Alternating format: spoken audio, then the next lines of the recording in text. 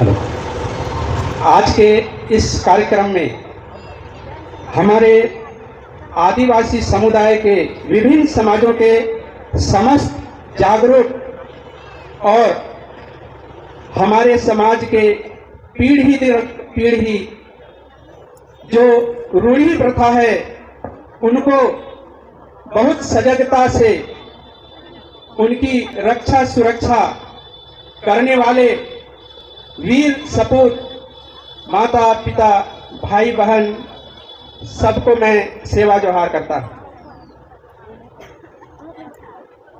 जैसे कि आज अभी हम लोगों ने हमारे देश की संविधान जिससे भारत देश चलता है चलाया जाता है उसके प्रस्तावना को पढ़ा और ये हम सब अंगीकृत किए हुए हैं। मैं समझता हूं ऐसे विद्वान जिनके ऊपर अभी हम लोगों ने माल्यार्पण किया, ऐसे विद्वान नॉलेज ऑफ सिंबल जिनको कहा जाता है, ऐसे विद्वान व्यक्ति के बनाए हुए कानून में किसी प्रकार की खोट हो ये मैं नहीं समझता हूं। और आज जो हमारे ऊपर ऐसे कम समय में यूसीसी नामक समान नागरिक संहिता कानून लादा जा रहा है उसे हम सब आदिवासी कतई स्वीकार नहीं करेंगे। हम इसका पुरजोर विरोध करते हैं। जैसे कि हम सबको मालूम है कि हम सब अपनी रूढ़ी प्रथा जिसको कस्टमरी कहते हैं उन प्रथाओं पर हम शासित होते हैं। यदि आज जो हमारे ऊपर थोपा जाने वाला कानून है वो यदि थोप दिया जाए तो हमारा आदिवासियत ही खत्म हो जाएगा।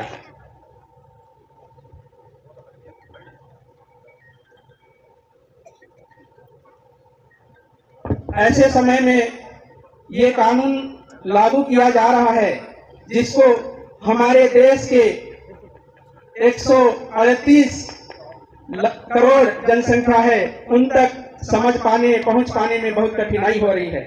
मैं समझता हूं यदि इस कानून के संबंध में विस्तृत जानकारी हो जाए और इससे क्या नफा और क्या नुकसान है वो समस्त लोगों को जानकारी हो जाए तो लोग ये कानून का पुरजोर विरोध करेंगे। लेकिन ऐसे समय में इस कानून को लाया जा रहा है ताकि लोग अपने खेती बाड़ी और अन्य कामों में व्यस्त रहे और हम आसानी से ये कानून को देश के ऊपर आदिवासियों के ऊपर आसानी से थोप सके। लेकिन हमारे सजग सिपाही ऐसा होने नहीं देंगे। ये कानून हमारे लिए काला कानून है। क्यों? क्योंकि हमारी विभिन्न प्रथाएं हैं उन प्रथाओं को ये बिल्कुल ही समाप्त कर देगा। और हमारे भी वक्ता हैं और उनसे हम इनके बारे में बारीकी जानकारी लेंगे। लेकिन मैं कुछ बातों को भी रखना चाहूंगा। ये कानून 14 जून 2023 को भारतीय लॉ कमीशन जो है वो देश में समान नागरिक संहिता के संबंध में पब्लिक नोटिस जारी किया, यानी कि जनताओं के ऊपर ये कानून लाया जा रहा है। अर्थात जो भी इस देश की जनता है हितधारक हैं उनको पक्ष और विपक्ष में रखा जाए, उनका भी अभिमत लिया जाए। ऐसा करके हम सबको 28 जुलाई तक ये समय मिला है। उसी तारतम्य में हम आज इस कानून का विरोध करने के लिए यहाँ उपस्थित हुए हैं। और ये कानून जो है चौथे अनुच्छेद के 44 कंडिका के तहत राज्य को इसे लागू करने का निर्देश दिया है। इस अनुच्छेद का पालन नहीं करने पर इसे न तो अदालतों में चुनौती दी जा सकती है न ही इसके माध्यम से लागू किया जा सकता है। इसके बावजूद इसे लागू करने के लिए जनहित याचिका दायर की जाती है। राज्यों में सार्वजनिक नीति का मामला है न कि अदालती मामला। जैसे कि हमारे कस्टमरी लॉ में भी कई ऐसे कानून हैं जो उस लॉ के समान नहीं चलता। हमारा अपना विधि विधान है, उसी के तरह तहत हमारा समाज जो है चलता है, चलायमान होता है। उन्हीं नियम और कानूनों के तहत हम शासित होते हैं। ये सब समान नागरिक संहिता आने से हमारा नष्ट हो जाएगा, बहुत विपरीत प्रभाव पड़ेगा। इसके बावजूद इसे लागू करने के लिए जनहित याचिका दायर की जाती है। राज्यों में सार्वजनिक नीति का मामला है, न कि अदालती मामला। प्रजातंत्र में लोक नीति जनमत में निहित है। जनता जैसे चाहेगी कानून उसी रूप बनते हैं। अर्थात हम इस कानून को नहीं चाहते तो हमारे ऊपर ये कानून नहीं थोप सकता है। भारतीय नागरिक विभिन्न धर्मों, समुदायों, जाति एवं जनजातियों से आते हैं। यह एक धर्मनिरपेक्ष, पंथ निरपेक्ष देश है। यहाँ विभिन्न समुदाय जैसे ईसाई, यहूदी, मुस्लिम, हिंदू, जैन, बौद्ध, सिख जनजातियां आदि के अपनी व्यक्तिगत कानून है और उनके सामाजिक व्यवस्था उनके द्वारा ही शासित होती है। इन्हीं से ही भारत देश के 705 आदिवासी समुदाय ऐसे हैं जो भारत में अनुसूचित जनजाति ट्राइबल के रूप में सूचीबद्ध हैं। कोई तो ऐसे हैं जिन्हें अभी तक सूची में शामिल भी नहीं किया गया है। आदिवासी समुदाय अपने विवाह, तलाक, विभाजन, उत्तराधिकारी, विरासत, गोद लेने के प्रथागत रूढ़ी विधि से संचालित होते हैं। बहुत आयात में ये लिखित और मौखिक रूप में लोक आचरण में है। यहाँ तक आदिवासी समाज जाति विहीन होने के साथ साथ जन्म से मृत्यु तक की रीति रिवाज हिंदू एवं भारत के अन्य जातियों एवं समुदायों से भिन्न है, अलग है। फलस्वरूप हिंदू कानून भी आदिवासियों पर लागू नहीं होती है, क्योंकि उनकी प्रथागत कानून अलग है। जो संविधान के तहत संरक्षित है। भारतीय संविधान के अनुच्छेद 13(3) का में दस्तूर रीति रिवाज का कानून का बल दिया गया है। ये हमारे समाज के लिए बहुत ही बड़ा ताकत है, जो इस कानून के आने से छीन हो जाएगा, नेस्तो नाबूद मिट जाएगा, जिसे हम मिटने नहीं देंगे। यहाँ तक कि अदालतों में भी अपने कई निर्णयों में कहा है कि आदिवासी हिंदू नहीं है और भी अपने प्रथागत कानूनों द्वारा निर्देशित होते हैं। समान नागरिक संहिता लागू होने से विशिष्ट पहचान प्रभावित होगी, जिससे जनजातियां आबादी पर निम्नलिखित प्रतिकूल प्रभाव पड़ेगा। भारत देश में सभी जनजातियों के प्रथागत कानून समाप्त हो जाएंगे। जैसे कि हम अभी नारा में बता रहे थे कि ये एक साजिश है और हमारा समाज को मिटाने का ये तरकीब है। प्रथागत कानून के संबंध में छोटा नागपुर हमारा पड़ोसी राज्य है, जहां काश्तकारी अधिनियम 1908, CNT एक्ट, संथाल परगना काश्तकारी अधिनियम 1949, SPT एक्ट और देश के प्रत्येक राज्यों में जमीन संबंधी आदिवासियों के लिए अधिनियम बने हैं।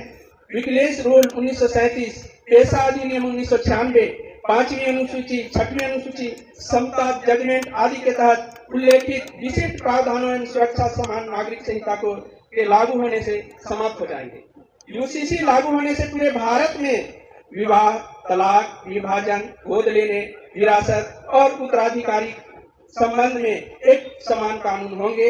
यह विभिन्न अद्वितीय प्रथागत कानूनों को नष्ट कर देगा, आदिवासियों की रीति रिवाजों को कमजोर कर देगी। जिन्हें कानून का बल दिया गया है, यह प्रथागत कानून को एक समान कानूनों में बदल देगा और उनके उल्लंघन को दंडनीय अपराध बना देगा। वंशानुक्रम और उत्तराधिकारी की मातृसत्तात्मक और पितृसत्तात्मक दोनों पद्धतियों का पालन करने वाली जनजातियां प्रभावित होंगी।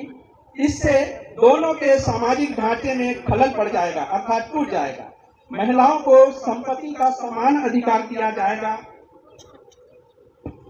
इसका अर्थ है कि पैतृक भूमिहारी, मुंडारी, कुटकटी, रैयती जो है, पूरे देश में जो जमीन संबंधी कानून बने हैं आदि को समान हिंदू कानून के आधार पर समान रूप से विभाजित किया जाएगा। इससे जमीन विखंडन की समस्याएं और भी बढ़ेंगी। आज यही कानून है जिससे हमारा जमीन विखंडन होने से बचा है। यदि ये कानून आ जाएगा तो जमीन के कई टुकड़े, कई हिस्से में बढ़ जाएंगे। यह देश की महिलाओं को पुश्तैनी जमीन के मालिक होने और किसी को भी खरीदने बेचने के लिए सशक्त करेगा। इससे विवाह, विरासत आदि के माध्यम से निहित स्वार्थ, भूमि हड़पने और अलगाववाद को बढ़ावा मिलेगा। आज जब ये कानून हमारे अम्बेडकर बाबा साहब ने बना के दिया है, उस कानून में इतनी सशक्त व्यवस्था है, उसके बाद भी हम अपने जमीन को बचा नहीं पा रहे हैं। किसी न किसी रूप में हमारे आदिवासी लड़कियों, महिलाओं के साथ विवाह कर करके उनके नाम से जमीन खरीद करके हमारे समाज का जमीन जो है जमीन से बेदखल हो रहे हैं, जमीन के कई टुकड़े बट रहे हैं। तो आज हम ऐसे होने नहीं देंगे। और इसके साथ साथ मैं ये भी कहना चाहूँगा, आज सारे लोग को पता है कि हमारे देश के अंदर मणिपुर, जहाँ हमारे आदिवासी महिलाओं के साथ ऐसे अनाचार किए हैं जो अक्षम्य हैं, और ऐसे कृत्य करने वालों को फांसी की सजा होनी चाहिए।